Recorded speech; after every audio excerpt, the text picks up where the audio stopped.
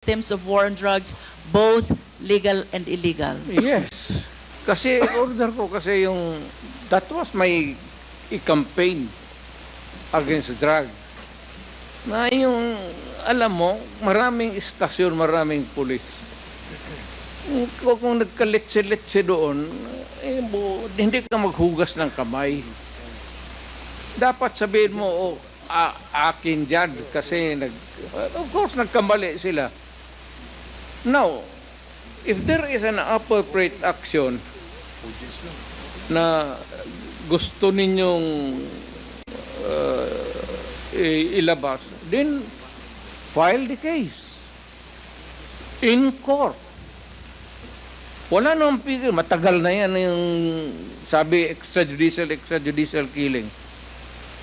I am challenging anybody or everybody who makes the accusation, whether it is really true or not, it may be true, file the case in court because may korte tayo. And even if I will admit na totoo yan, you have to go to court because I will make the admission there again.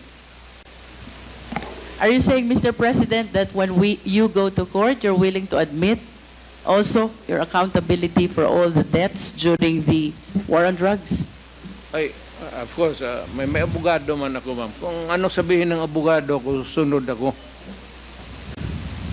I hope that everything that you said before the Quad can be reduced in writing so that truly we can believe that you're taking full legal responsibility to all the victims of war on drugs, both legal and illegal, because as lawyers we believe that by extrajudicial confession, we have to put that in writing, Mr. President. Totoo yan, ma'am. I order the campaign against drugs. Hindi ako it's a policy of government or of the president. Hindi ako maghugas ng kamay.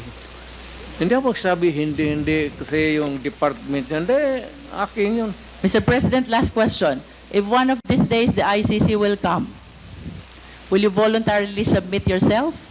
Sipain ko pa sila, ma'am. But you said a while ago that if somebody will sponsor your fare to the ICC, you will voluntarily submit yourself to their investigation and jurisdiction. Yes. Pero kung sila magpunta dito, sipain ko. But will you confirm that you are willing to submit voluntarily yourself to ICC? Punta ko doon, sipain